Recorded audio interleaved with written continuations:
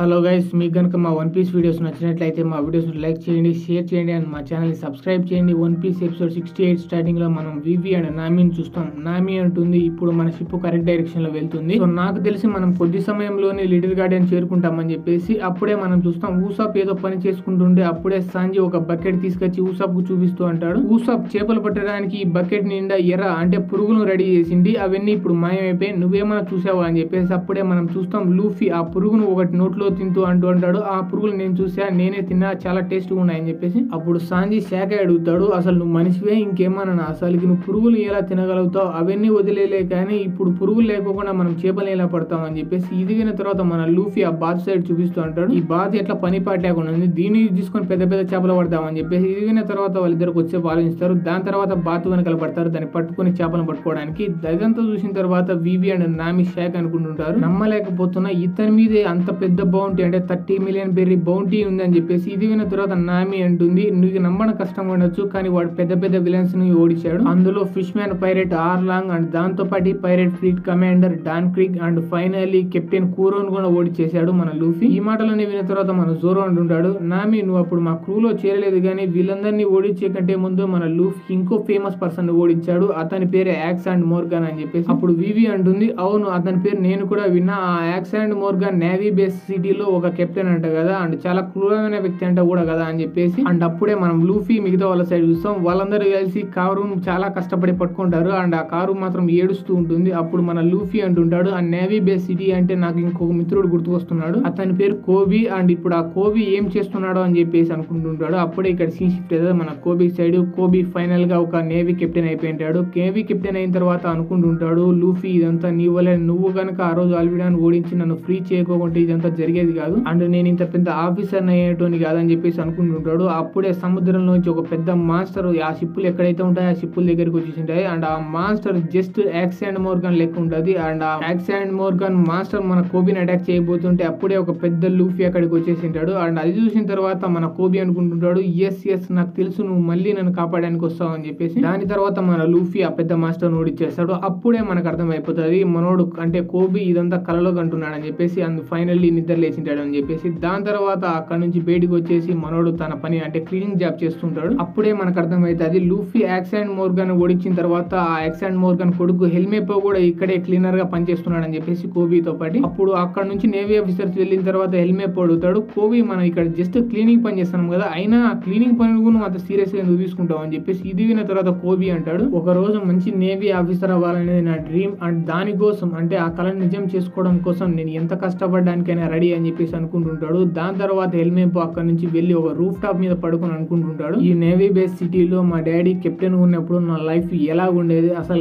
నేను జస్ట్ కూర్చునేటోని, నా దగ్గరికి అన్ని వచ్చేవి అండ్ ఇక్కడ ఉన్న నేవీ ఆఫీసర్లు అందరూ నా ముందర మోకరెళ్ళి అసలు సలాం కుట్టేటోళ్ళు నాకు. కానీ ఎప్పుడైతే ఆ పిల్లోడు లూఫీ వచ్చేసి మా డాడీని ఓడించాడో దాని తర్వాత నుంచి నా జీవితం మొత్తం సర్వనాశనం అయిపోయింది అని చెప్పేసి మనోడు అనుకుంటుంటాడు. అప్పుడే ఆ రూఫ్ టాప్ మీదకి మన కోబీ వచ్చేసి హెల్మెపో అని చూసంటాడు, హెల్మెపో నువ్వు మీ డాడీ ఉన్నప్పుడు నీ లైఫ్ ఎలా ఉండదు దాని గురించి మళ్ళీ ఆలోచిస్తున్నావా, దాని గురించి నేను ఎన్నోసార్లు చెప్పా, అసలుకి అలా ఆలోచించి టైం బొక్క, ఎందుకంటే మీ డాడీ ఇప్పుడు ఒక క్రిమినల్ కానీ ఇప్పుడు కూడా నువ్వు ముందులాగా బతకచ్చు, ఎప్పుడైతే నువ్వు ఒక నేవీ ఆఫీసర్ అవుతావో అప్పుడు నీ లైఫ్ ముందులాగే అయిపోతుంది అండ్ నా డ్రీమ్ అదే, కానీ నీలాగా నేను నార్మల్ గా బతకాలనుకోలే, చాలా మంచి చేద్దాం అనుకుంటున్నా. అప్పుడు కోబీ కాలర్ పట్టుకొని హెల్మెపో అంటాడు, నీలాంటి ఒక పిల్లనాయాల జీవితంలో ఎప్పుడు ఒక మంచి నేవీ ఆఫీసర్ కాలేడు, అది నేను ఇచ్చే గ్యారంటీ అని చెప్పేసి. ఇది విన్న తర్వాత కోబీ అంటాడు, నువ్వు ఈ మాటలు నాతో కొన్ని నెలల ముందంటే నేను కంపల్సరీ డిసప్పాయింట్ అయ్యేటోని, కానీ లూఫీని కలిసిన తర్వాత నా లైఫ్ మారిపోయింది, దాని తర్వాత నాకు నమ్మకం వచ్చింది నేను కూడా ఒక మంచి నేవీ ఆఫీసర్ కాగలని చెప్పేసి. ఇది విన్న తర్వాత హెల్మెపో అంటాడు, నీ గురించి ఒక నిమిషం వదిలే, ఆ లూఫీ వాడు అసలుకి పైరెట్ కింగ్ కాదు కదా, పైరెట్ కింగ్ కింద బటుడు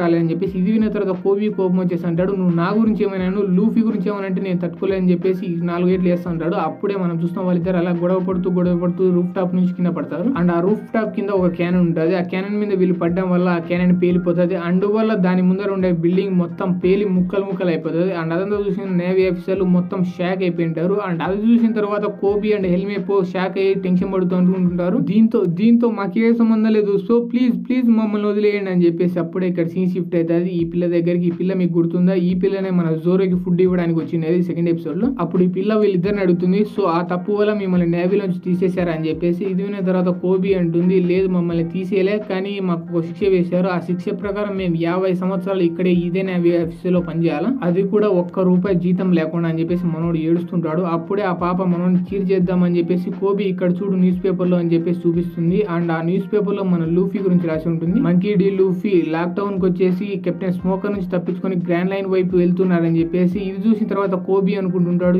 ఎస్ నాకు తెలుసు లూఫీ అక్కడ నుంచి వెళ్తాడని చెప్పేసి. అండ్ ఈ పాటికి ఈ న్యూస్ పేపర్ వచ్చిన ప్రకారం లూఫీ ఈ పాటికి గ్రాండ్ లైన్ లోకి చేరే ఉంటాడు. నేను చాలా గర్వంగా ఫీల్ అవుతాను అని చెప్పేసి అప్పుడే ఇక్కడ సీన్ షిఫ్ట్ అవుతుంది మరుసటి రోజు ఈ యాక్సెంట్ మోర్గాన్ ని నేవీ హెడ్ క్వార్టర్స్ తీసుకువెళ్లాలని చెప్పేసి ఒక ఎవడో ఫేమస్ ఆఫీసర్ వస్తానని చెప్పేసి మనోర్ ఆ ఫేమస్ ఆఫీసర్ ని వెల్కమ్ చేయడానికి ప్రాక్టీస్ చేస్తూ ఉంటారు. అప్పుడే యాక్సెంట్ మోర్గాన్ అక్కడికి వచ్చేస్తాడు. అండ్ సడన్ గా యాక్సెంట్ మోర్గాన్ చూసిన తర్వాత ఈ ఎల్మేపో షాక్ అయ్యి టెన్షన్ పడి ఉంటుంటాడు, డాడ్ అని చెప్పేసి. అప్పుడే మనం చూస్తాం మనోడు అంటే యాక్సెంట్ మోర్గాన్ చాలా కోపంతో వీళ్ళిద్దరిని చూస్తూ ఉంటాడు. అండ్ అప్పుడే అక్కడ ఉన్న నేవీ ఆఫీసర్లు అంటుంటారు, ఈ రోజు వీని హెడ్ క్వార్టర్స్ తీసుకువెళ్లి అక్కడే వాళ్ళు శిక్ష ఖరారు చేస్తారు, వీనికి మరణ శిక్ష లేకుంటే జీవితకాల జైలు అని చెప్పేసి. అప్పుడే మనం చూస్తాం వన్స్ ఇదంతా అయిపోయిన తర్వాత అండ్ ప్రాక్టీస్ అంతా అయిపోయిన తర్వాత మన కోబీకి అండ్ హెల్మేపోకి ఒక పని ఇచ్చింటారు, కిందకి వెళ్లి వెపన్స్ అన్ని క్లీన్ చేయమని చెప్పేసి. అండ్ క్లీన్ చేస్తూ హెల్మేపో అంటుంటాడు, ఆ యాక్సెంట్ మోర్గాన్ ఎంత క్రూరమైన పనులు చేసినప్పటికీ ఆయన మా డాడీ, సో ఇప్పుడు అతనికి మరణ శిక్ష పడతా అంటే నాకు చాలా బాధ ఉంది అని చెప్పేసి. ఇది విన్న తర్వాత కోబీ అంటాడు, బ్రో నువ్వు ఇప్పుడే ఏడవాల్సిన అవసరం లేదు, ఎందుకంటే ఇప్పుడు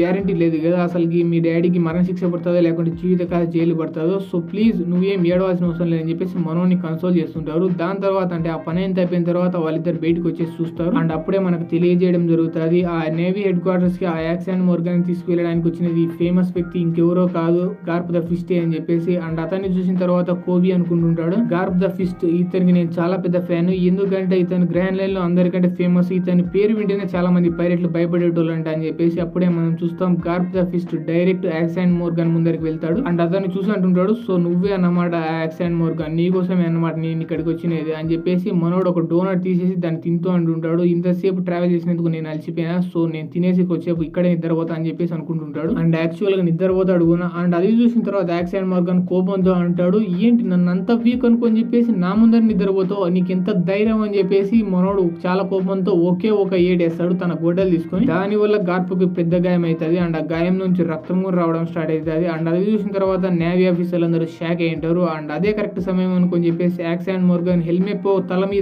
మెడ మీద గొడ్డలు పెట్టేసి అంటుంటాడు, ఎవడైనా నన్ను ఆపడానికి ట్రై చేస్తే నేను వీడిని చంపేస్తా అని చెప్పేసి. అది చూసిన తర్వాత కోబీ షాక్ అయి ఉంటుంటాడు, ఏంటి యాక్సెంట్ మోర్గాన్ నువ్వు మర్చిపోయావు, వాడు నీ కొడుకే, వాడిని నువ్వు ఎలా చంపగలుగుతావు అని చెప్పేసి. అప్పుడు యాక్సెంట్ మోర్గాన్ అంటాడు, నా కొడుకొద్దు ఏమొద్దు, నాకు కావాల్సినది ఫ్రీడమ్, అండ్ దానికోసం నేను ఎంతకు దిగజారడానికైనా రెడీ అని చెప్పేసి మనోని హాస్టేజ్ గా తీసుకొని అక్కడ నుంచి ఒక చిన్న షిప్ తీసుకొని అక్కడ నుంచి వెళుతూ ఉంటాడు. అది చూసిన తర్వాత ఆ షిప్ ని అండ్ యాక్సెంట్ మోర్గాన్ ని క్యానన్ తో షూట్ చేయడానికి వీళ్ళందరూ రెడీ ఉంటారు. బట్ అప్పుడే ఆ క్యానన్ ముందరికి మన కోబీ వచ్చేసి అంటుంటాడు, లేదు మీరు షూట్ చేయడానికి వీల్లేదు, ఎందుకంటే మీరు అక్కడ షూట్ చేస్తే అక్కడ ఉండే యాక్సెంట్ మోర్గాన్ తో పాటే హెల్మెపో చనిపోతాడు, కానీ ఆ హెల్మెపో ఏ తప్పు చేయలేదు, సో మీరు షూట్ చేయకూడదు అని చెప్పేసి అంటుంటాడు. అప్పుడు టెన్షన్ పడి ఇక్కడ ఉన్న నేవీ ఆఫీసర్లు అంటుంటారు, రే కోబీ తప్పుకో, లేకుంటే క్యానన్ నిన్ను కూడా షూట్ చేస్తుంది అని చెప్పేసి. అప్పుడే మనం చూస్తాం హెల్మెపో ఏడుస్తూ అంటుంటాడు, డాడీ మీరు నన్ను చంపడానికి ట్రై చేస్తున్నారు అని చెప్పేసి. అండ్ ఇదంతా చూసిన తర్వాత కోబీ ఇంకా ఏ చాయిస్ లేకుండా అంటుంటాడు, మీరు ప్లీజ్ నాకు ఒక్క చాయిస్ ఇవ్వండి, నేను వెళ్ళి ఆ యాక్సెంట్ మోర్గాన్ ఓడిచేసి తీసుకొస్తాను, లేకపోతే మీరు నాతో కలిపి షూట్ చేయండి ఆ క్యానన్ తో అని చెప్పేసి అంటుంటాడు. దాని తర్వాత ఆ షిప్ దుంకి అక్కడ నుంచి వెళ్ళిపోతుంటాడు యాక్సెంట్ మోర్గాన్ తో ఫైట్ చేయడానికి ఆ షిప్ అంటే ఆ బోర్డ్ సైడ్. అండ్ అది చూసిన తర్వాత అక్కడ ఉండే నేవీ సోల్జర్స్ అంటుంటారు, రే కోబీ నువ్వు వెంటనే తిరిగి వచ్చేసి ఆ యాక్సెంట్ మోర్గాన్ నేను చంపేస్తాడని చెప్పేసి. అండ్ అప్పుడే మనం చూస్తాం గార్ప్ నిద్రలో లేచినట్లు లేచి అంటుంటాడు, నేను చెప్పా కదా నేను నిద్రపోతాను, నన్ను డిస్టర్బ్ చేయద్దు అని చెప్పేసి, మీరు డిస్టర్బ్ చేశారు, ఇప్పుడు దానికి శిక్ష ఇదే అని చెప్పేసి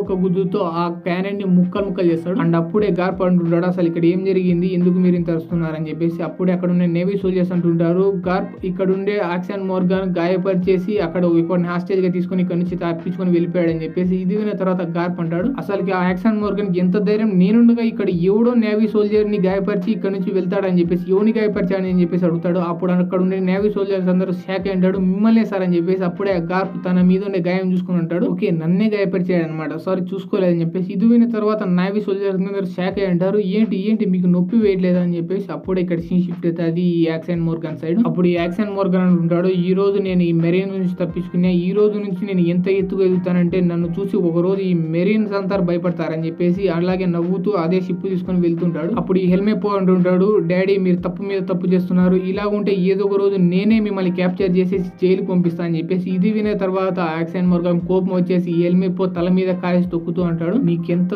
ధైర్యం ఉంటే నాతోనే ఇలా మాట్లాడతావు, ఇప్పుడు చూడు నేను నిన్ను కూడా చంపేస్తా అని చెప్పేసి చంపడానికి రెడీ ఉంటాడు. అప్పుడే మనం చూస్తాం కోబీ చాలా కష్టపడి ఈదుతూ ఆ ఫైనల్లీ ఆ షిప్ అంటే ఆ బోర్డు దగ్గరికి వచ్చేసింటాడు. అండ్ ఇదంతా మన గార్ప్ తన డ్రోన్ తింటూ ఒక బైనాక్యులర్ లో చూస్తూ ఉంటాడు. ఓకే ఒప్పుకోవచ్చు వీళ్ళ దగ్గర ధైర్యం అయితే ఉందని చెప్పేసి అనుకుంటుంటాడు. అప్పుడే మనం చూస్తాం అప్పుడు కోబీ అంటుంటాడు హెల్మెపో నేను నీ ఫ్రెండ్ కదా సో నీకు హెల్ప్ చేయడానికి వచ్చా అని చెప్పేసి. ఇది విన్న తర్వాత హెల్మెపో ఏడుస్తూ వెళ్ళి యాక్సాండ్ మోర్గాన్ గట్టిగా పట్టేసుకుంటాడు. అది చూసిన తర్వాత మన కోబీ కూడా వెళ్ళి ఫైట్ చేయడానికి రెడీ ఉంటాడు. బట్ అది చూసిన తర్వాత యాక్సాండ్ మోర్గాన్ ఒక ఏడేసి మన కోబీని దూరం పడేస్తాడు. అప్పుడే మన కోబీకి లూఫీ మోడల్ గుర్తు వస్తాయి. నేను నా డ్రీమ్ కోసం ఫైట్ చేస్తూ ఇదే సముద్రంలో ఇక్కడే చనిపోయినా కానీ నాకు 1% కూడా రిగ్రెట్ ఉండదని చెప్పేసి. అండ్ ఈ మాటలన్నీ గుర్తు తెచ్చుకున్న తర్వాత మన కోబీలో మోటివేషన్ తన్నుకొచ్చేస్తుంది. అందుకే యాక్సాండ్ మోర్గాన్ దగ్గరికి వెళ్ళేసి తన కాళ్ళను పట్టేసుకుంటాడు. అండ్ మన కోబీకి ఎటువంటి ఫైటింగ్ మూవ్స్ రావద్దు కాబట్టి మనోడు తన కాళ్ళను కరుచుకొని కొరకడం స్టార్ట్ చేస్తాడు. అది చూసిన తర్వాత యాక్సాండ్ మోర్గాన్ కోపంతో అంటాడు ఏంటి మీరు పిల్లాటలు అనుకుంటున్నారు ఈ ఫైటింగ్ అంటే అని చెప్పేసి చంపేస్తా అని చెప్పేసి అంటాడు. అండ్ దాని తర్వాత యాక్సాండ్ మోర్గాన్ వాళ్ళిద్దరిని సముద్రంలో విసిరేసి అంటాడు మీలాంటి పిల్లనాయలు మీలాంటి పిరికోలను అసలు చంపాలని నాకు చంపబుద్ధి కావట్లే అంత ఎనర్జీ కూడా నేను వేస్ట్ చేయను అని చెప్పేసి అక్కడే పడేసి వెళ్తుంటాడు. అది చూసిన తర్వాత హెల్మెపో సముద్రం నుంచి అరుస్తూ అంటుంటాడు గుర్తు పెట్టుకో యాక్సాండ్ మోర్గాన్ ఒక రోజు నేను చాలా స్ట్రాంగ్ అవుతా అండ్ అలా అయిన తర్వాత నీ దగ్గరికి వచ్చేసి మళ్ళీ నేను ఓడిచేసి నేను జైల్లో పెట్టేస్తా అని చెప్పేసి. అండ్ అలా అన్న తర్వాత మళ్ళీ మన వాళ్ళు ఇద్దరు ఈదుకుంటా మళ్ళీ షిప్ లోకి వచ్చేసి అంటుంటారు ప్లీజ్ మమ్మల్ని క్షమించండి మా వల్లే యాక్సాండ్ మోర్గాన్ తప్పించుకొని ఇక్కడి నుంచి వెళ్ళిపోయాడు అని చెప్పేసి. ఇది విన్న తర్వాత అక్కడ ఉన్న నేవీ సోల్జర్స్ అంటుంటారు అవును తప్పంతా వీళ్ళదే వీళ్ళు లేకోకుంటే అసలు యాక్సాండ్ మోర్గాన్ తప్పించుకొని వెళ్ళేటోడే కాదు అందుకే వీళ్ళిద్దరిని ఈ షిప్ లోంచి తీసివేయడం జరుగుతుంది ఇప్పటి నుంచి మీ ఇద్దరు ఈ షిప్ లో ఉండకూడదు అని చెప్పేసి అంటుంటారు. ఇది విన్న తర్వాత వాళ్ళిద్దరు ఏడుస్తూ ఉంటారు. అండ్ ఇదంతా విన్న తర్వాత గార్ప్ అంటుంటాడు అవును వీళ్ళలాంటి ధైర్యవంతులు ఈ షిప్ లో ఉండకూడదు వీళ్ళలాంటి ధైర్యవంతులు నేవీ హెడ్ క్వార్టర్స్ లో ఉండాలా ఎందుకంటే నేవీ హెడ్ క్వార్టర్స్ లో కూడా వీళ్ళలాంటి ధైర్యవంతులు చాలా తక్కువ మంది ఉన్నారని చెప్పేసి. ఇది విన్న తర్వాత అక్కడ ఉండే మెరీన్ సోల్జర్స్ అందరూ షాక్ అయి ఉంటుంటారు సార్ మీరు జోక్ చేస్తున్నారా లేకుంటే నిజంగా వీళ్ళిద్దరిని మీరు నేవీ హెడ్ క్వార్టర్స్ తీసుకెళ్తారని చెప్పేసి. అప్పుడు గార్ప్ అంటాడు ఎటువంటి జోక్ చేయట్లేదు నేను ఇక్కడ మీ ఇద్దరు తొందరగా మీ ప్యాకులు బ్యాగులు అన్ని రెడీ చేసుకోండి ఇప్పుడే మీరు నేవీ హెడ్ క్వార్టర్స్ వెళ్ళాల్సి వస్తారని చెప్పేసి నవ్వుతూ అంటాడు. అప్పుడు కోబీ అండ్ హెల్మెపో ఇద్దరు కొంచెం షాక్ అయి అంటారు సార్ మేము నిజంగా అక్కడికి మీతో పాటు రావచ్చా కానీ ఆ నేవీ హెడ్ క్వార్టర్స్ ఎక్కడ ఉందని చెప్పేసి. ఇది విన్న తర్వాత గార్ప్ ఇంకా నవ్వుతూ అంటాడు అది గ్రాండ్ లైన్ లో ఉందని. అండ్ వీళ్ళు ఇలా మాట్లాడుతున్నప్పుడే ఈ యాక్సాండ్ మోర్గాన్ ఒక చిన్న బోర్డు వేసుకొని అక్కడ నుంచి తప్పించుకొని వెళ్ళిపోతుంటాడు. అప్పుడే మనం చూస్తాం గ్రాండ్ లైన్ అనే పేరు వినగానే వీళ్ళిద్దరు చాలా హ్యాపీగా ఫీల్ అవుతుంటారు ఎందుకంటే చాలా మంది నేవీ సోల్జర్స్ డ్రీమ్ ఉంటుంది నేవీ హెడ్ క్వార్టర్స్ ఒక్కసారి చూడాలని కానీ వీళ్ళు అక్కడే పని చేయడానికి వెళ్తున్నారు కాబట్టి వీళ్ళు చాలా హ్యాపీగా ఉంటారు నిజంగానే. అప్పుడు మన కోబీ అనుకుంటుంటాడు లూఫీ సాన్ మీరు ఆల్రెడీ గ్రాండ్ లైన్ కి వెళ్ళి మీ డ్రీమ్ ను మీరు పూర్తి చేసుకుంటున్నారు ఇప్పుడు నేను కూడా గ్రాండ్ లైన్ కి వచ్చేసి నా డ్రీమ్ పూర్తి చేసుకుంటున్నా ఒక రోజు మీరు చూడండి నేను చాలా స్ట్రాంగ్ నేవీ ఆఫీసర్ అయ్యి మీతో కలుస్తాను అప్పుడు మనం ఫ్రెండ్స్ కాకుండా ఎనిమీస్ ఉంటాం అని చెప్పేసి అనుకుంటుంటాడు. అండ్ దీంతో పాటు ఈ ఎపిసోడ్ ఇక్కడే అయిపోతుంది గైస్.